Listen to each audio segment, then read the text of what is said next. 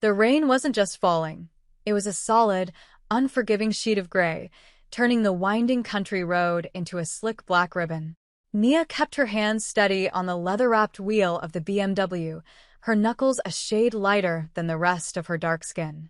The wipers swept a frantic, rhythmic beat against the deluge, a metronome counting down to something she couldn't name.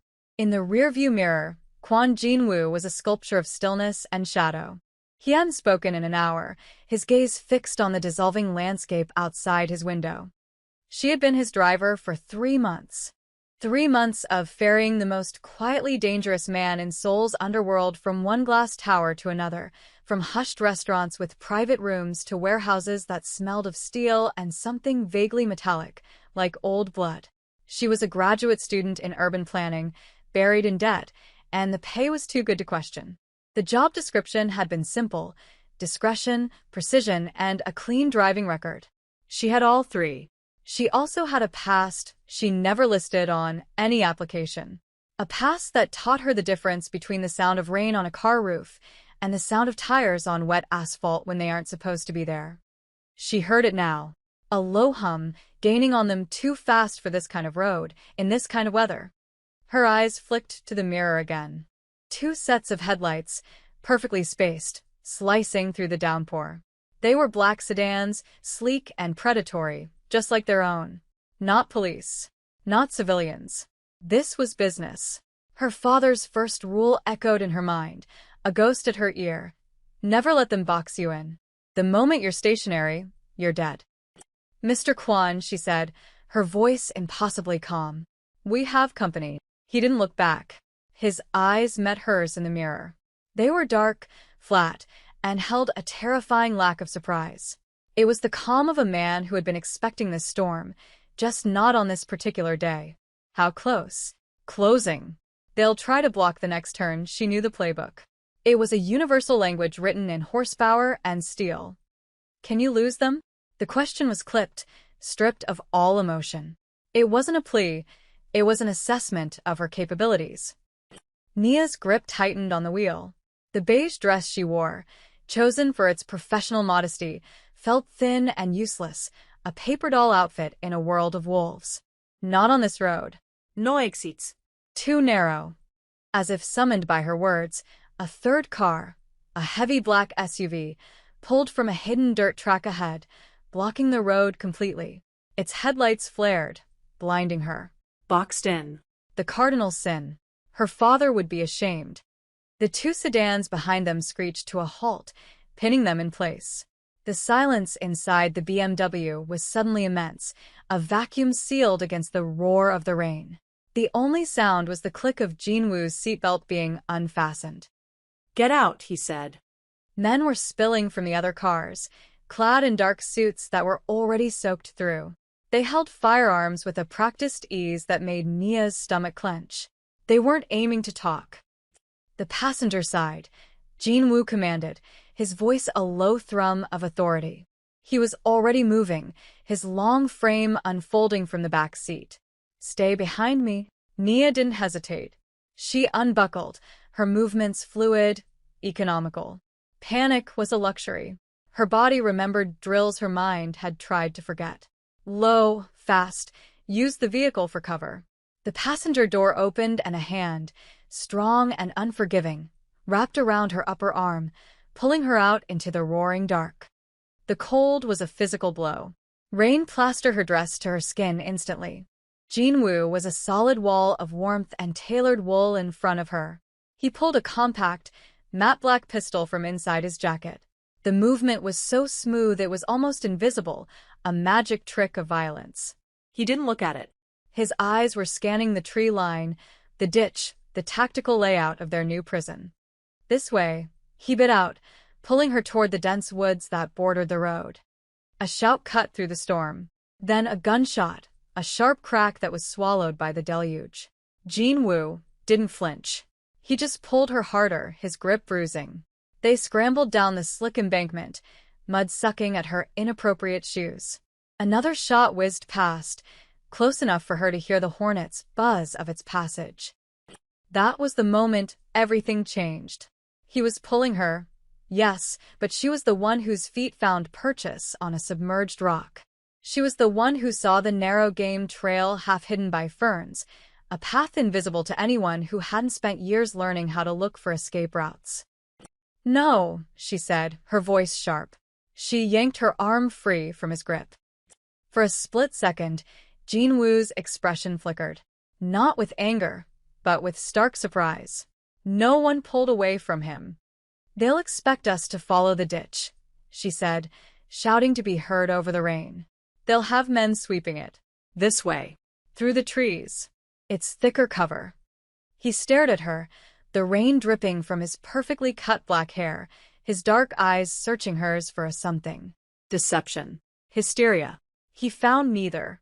What he saw was a certainty that matched his own. Without a word, he nodded, a sharp, decisive dip of his chin. He gestured with his weapon. She took the lead.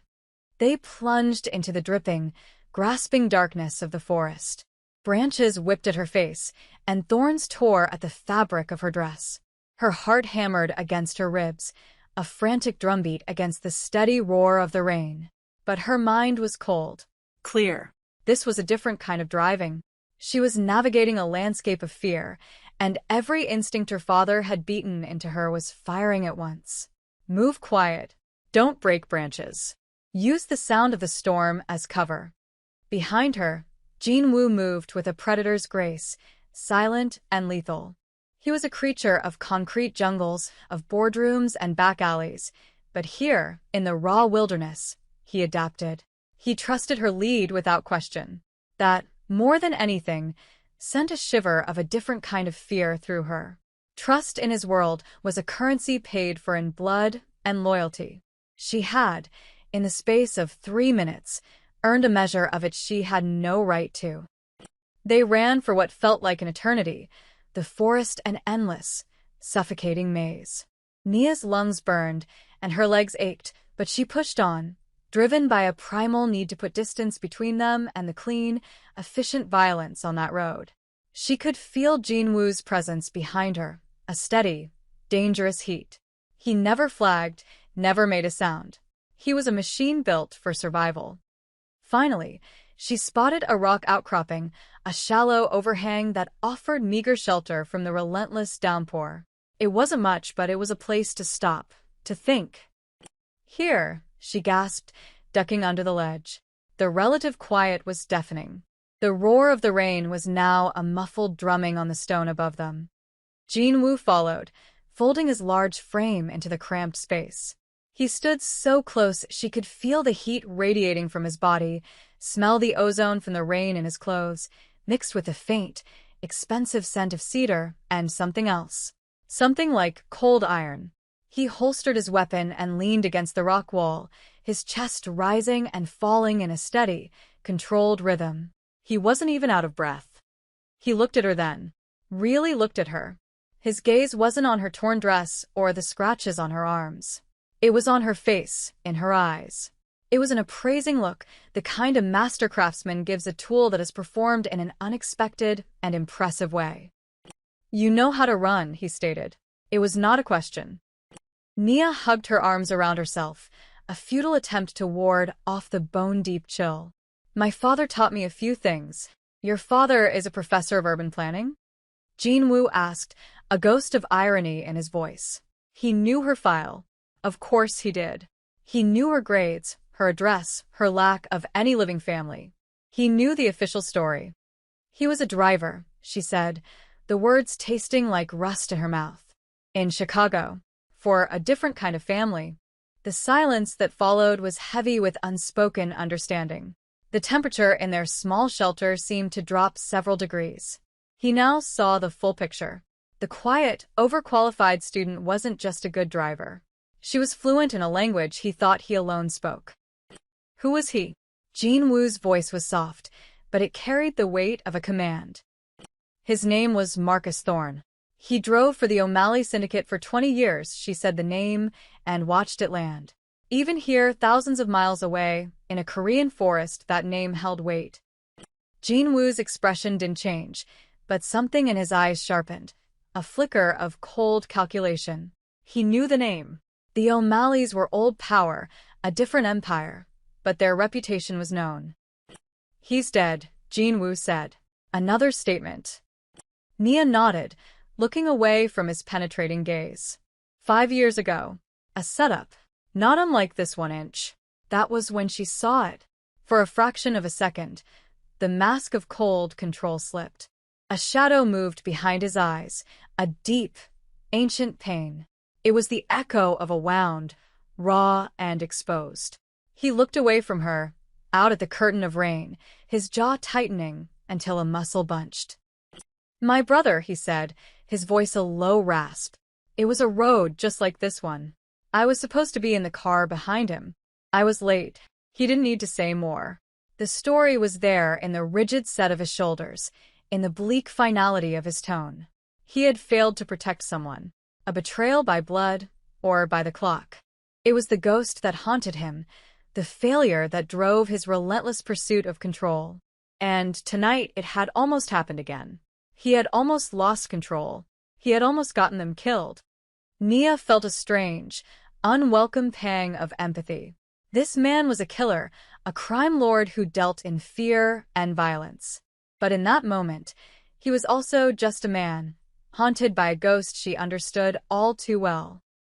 "They'll be searching in a grid pattern," she said, forcing her voice back to the practical, the tactical. "They know the area better than we do.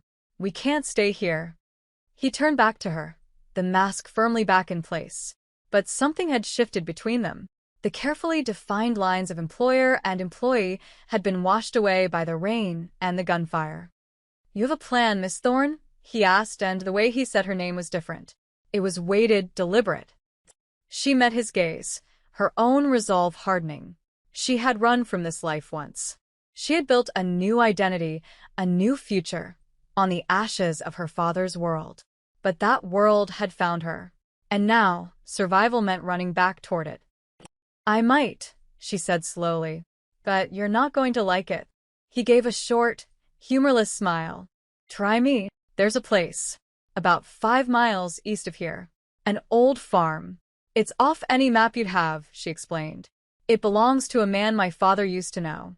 An independent. He brokers information, provides sanctuary, for a price." "And you think this man can be trusted?"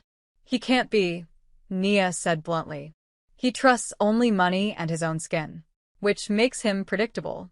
He'll help us because he knows who my father was and because he knows who you are. Helping you will be worth more to him than selling you out. At least for tonight." It was a risk. A massive one. They would be walking into a different kind of trap, trading one set of enemies for a den of snakes. She could have kept this information to herself. She could have focused only on her own escape. In the chaos, she could have disappeared. The thought was a tempting whisper. She could be free of him, of this. But she looked at him, at the rain slicking his dark hair, at the resolute set of his jaw, and she knew she wouldn't. It wasn't loyalty. It wasn't fear. It was something else. A flicker of recognition. She saw the same survivor's instinct in him that her father had carried like a second skin. To abandon him now felt like abandoning a part of herself. It was a choice. Her choice. "Lead the way," Jin-woo said, his voice leaving no room for argument. He was placing his life, the fate of his entire organization, in the hands of his driver. The trek to the farm was a brutal, silent ordeal. The rain finally eased to a miserable drizzle, but the cold had settled deep into their bones. Nia moved with a grim purpose, navigating by the feel of the land, the slope of the ground, the faint differences in the darkness of the trees. Twice, they froze as the distant sound of engines and muffled shouts carried on the wind. They were being hunted. They finally emerged from the woods at the edge of a fallow field. In the distance, a single, dim yellow light burned in the window of a dilapidated farmhouse. It looked abandoned, but Nia knew better. This was the place. As they approached, a deep bark echoed from the house. "He has dogs," Jin-woo stated, his hand moving instinctively toward his weapon. "2 of them. Rottweilers. They're for show," Nia said quietly. "The Real security is the man himself." She walked up to the sagging porch and knocked a specific rhythm on the weathered door. Knock, knock. Pause. Knock. Pause. Knock, knock. Her father's code. After a long moment, the door creaked open a few inches. A pair of shrewd, suspicious eyes peered out. An old man, his face a roadmap of wrinkles, stood there holding a shotgun. "What do you want?" he growled in perfect, unaccented English. "I'm Marcus Thorne's daughter," Nia said, her voice steady. "We need a place until morning." The old man's eyes widened slightly. He looked from her to the tall, imposing figure of Jinwoo standing behind her, dripping water onto his porch. He recognized power when he saw it. He also recognized an opportunity. "The price for sanctuary has gone up," he said, his eyes glinting. "He'll pay it," Nia answered for him. The old man, Choi, let them in. The farmhouse was sparse but clean, smelling of wood smoke and damp earth. He led them to a back room with a cot and a single chair. He brought them dry clothes, a worn flannel shirt and work pants for Nia, and clothes for Jinwoo that were laughably too small but were at least dry. He also brought a rudimentary first aid kit. "You're bleeding," Jinwoo said, his voice flat. Nia looked down. A long, deep gash ran along her forearm, a gift from a thorny branch she hadn't seen in the dark. She hadn't even felt it. "It's nothing," she said, but the room tilted slightly. Adrenaline was a fickle friend. Before she could react, he took the kit from her. He gestured to the cot. Seat. It was a command. She obeyed, her body suddenly feeling heavy and exhausted. He knelt in front of her, his movements precise and economical. He cleaned the wound with an antiseptic wipe, his touch surprisingly gentle. His focus was absolute, as if this small task was the most important negotiation of his life. Nia watched his dark head bent over her arm, the way his long fingers worked with practiced efficiency. He was so close she could see the faint lines of fatigue around his eyes, the single, thin scar that cut through his left eyebrow. She noticed things she did not want to notice. The silence between them was not empty. It was filled with the events of the night, with the unspoken knowledge that they had crossed a threshold. She was no longer just the driver. She was the woman who knew his secrets, who had seen his vulnerability, who had saved his life. He finished wrapping the bandage, his fingers lingering for a fraction of a second on her skin. A spark of heat, sharp and unexpected, shot up her arm. She flinched. He looked up, his dark eyes locking with hers. The air grew thick, charged with a tension that had nothing to do with the men hunting them. "You did not have to bring me here," he said, his voice a low murmur. "You could have disappeared. Why didn't you?" She told herself it was survival instinct, that her chances were better with him than alone. But she knew it was a lie. "I don't run from a fight I can win," she said, echoing another one of her father's lessons. A slow, dangerous smile touched his lips. It didn't reach his eyes. "You believe we can win this?" "I know the man who betrayed you made one mistake," she said. "He left you alive. And he left you with me." That was the moment one of them almost lost the other. A floorboard creaked in the main room. Instantly, Jinwoo was on his feet, his gun in his hand, pushing Nia behind him. He moved like the room owed him space. The door to their room burst open and Choi stood there, his face pale with fear. "They're here," the old man stammered. "They offered me more than you can pay." Behind him, two armed men stepped into the doorway. They were the same men from the road. Professionals. Their guns were raised. The trap had closed. But Nia had crossed a line she could not uncross. She had brought them here, knowing the old man was a snake. She had counted on it. While Jinwoo was tending to her arm, she had slipped her phone from the pocket of her wet dress. Under the cover of the cot, she had sent a single, coded text message. A message to the only other contact her father had left her. A man who owed her father his life. A man who hated the organization hunting Jinwoo even more than Jinwoo did. "You should have taken the first offer, Choi," she said, her voice ringing with cold authority. The men in the doorway looked at her, confused.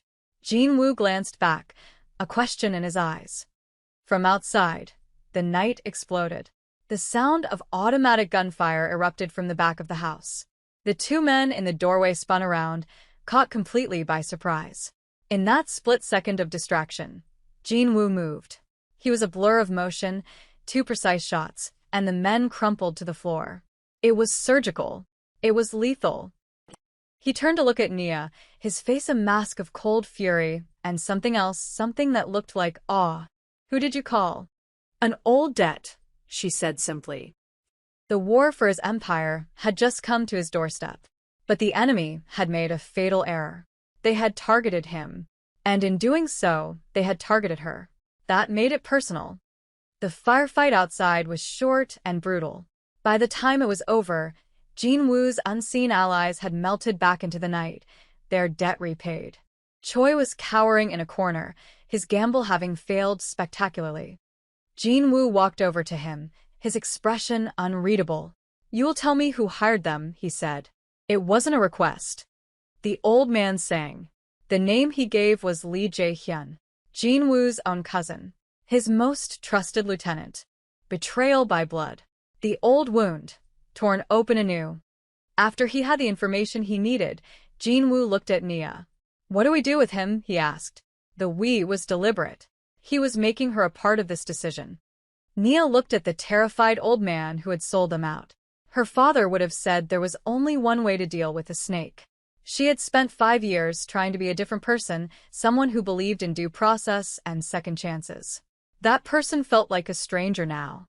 "He can't be allowed to talk to anyone else," she said, her voice devoid of emotion. She had just condemned a man to death.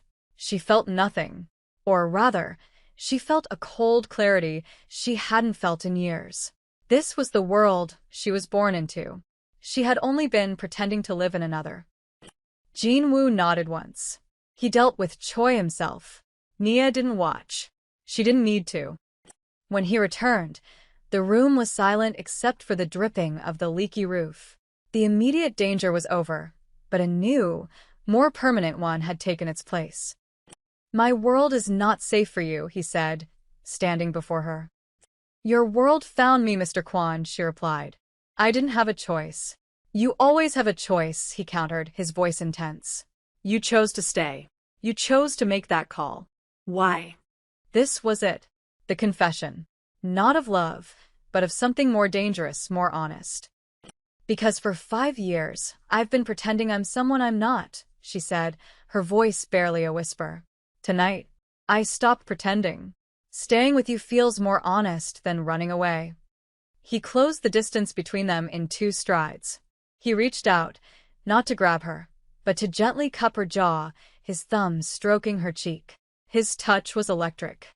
"I told myself keeping you close was a tactical necessity. I was lying to myself." His gaze dropped to her lips. The air crackled. He was going to kiss her. She knew it, and she knew she would not stop him. She had made her choice. She was no longer just the driver. She was a part of his war. The final confrontation was not in a warehouse or a back alley. It was in the gleaming, sterile lobby of Lee Jae-hyun's corporate headquarters. They walked in the front door, in broad daylight. Nia wore a simple, elegant black dress, her arm bandaged, her composure absolute. Jin-woo was in a perfectly tailored dark gray suit, looking every bit the ruthless chairman he was. They looked like a power couple arriving for a meeting. Jae-hyun was waiting for them in his penthouse office, surrounded by his men. He looked surprised, but not scared. He thought he had all the power. "Cousin," Jae-hyun said with a smug smile. "To what do I owe the pleasure? And you brought your driver." Jin-woo ignored him. He looked at Nia. "The security panel is on the left wall. 30 seconds. Nia didn't question him. She walked calmly to the panel. She had spent the morning, not resting, but studying the blueprints of this building, blueprints Jin-woo had acquired with a single phone call. Her expertise in urban planning, in the flow and structure of buildings, was now a weapon. She typed in a sequence. It wasn't a code to open doors, but a command that initiated a full system lockdown and fire alarm. Chaos erupted. Sprinklers engaged. Alarms blared. Jae-hyun's men were momentarily disoriented. In that chaos, Jinwoo's own soldiers, who had entered the building disguised as maintenance and couriers, moved in. The fight was swift, brutal, and decisive. Nia didn't cower. She acted. She saw one of Jae-hyun's men aiming for Jinwoo's unprotected back. Without thinking, she grabbed a heavy glass award from the desk and threw it with all her might, striking the man's arm. His shot went wide. Jinwoo turned, saw the threat, and neutralized it before turning his gaze back to her. There was no praise in his eyes, only a fierce, possessive acknowledgement. She had saved him. The debt was paid. When it was over, only Jae-hyun was left standing, a look of disbelief on his face. "You brought her into this," Jinwoo said, his voice dangerously quiet as he cornered his cousin. "That was your final mistake. A cost was paid. Blood was spilled on expensive carpets. An empire was secured." Later, as the city lights glittered below them from the office's panoramic window, the adrenaline began to fade, leaving a hollow ache. Her old life was gone. The grad student, the girl trying to escape her father's shadow, had died on that rainy road. Jinwoo came to stand behind her. He didn't touch her, but she could feel his presence, a solid, unshakable force. "You are not my driver anymore, Nia," he said, saying her first name for the first time. The sound of it from his lips was a claim. "What am I, then?" she asked, her voice quiet. He placed his hands on her shoulders, his grip firm, proprietary. He looked at their reflections in the glass. The woman in the black dress and the man in the suit, silhouetted against the sprawling, merciless city they had just conquered. "You are the one who knows how to drive in the storm," he said. It was not a declaration of love. It was a statement of fact, an acknowledgement of a truth more binding than any vow. He was right. Her hands were on the wheel now, and she wasn't letting go. This was her road. And for the first time in a long time, she felt like she was finally going in the right direction.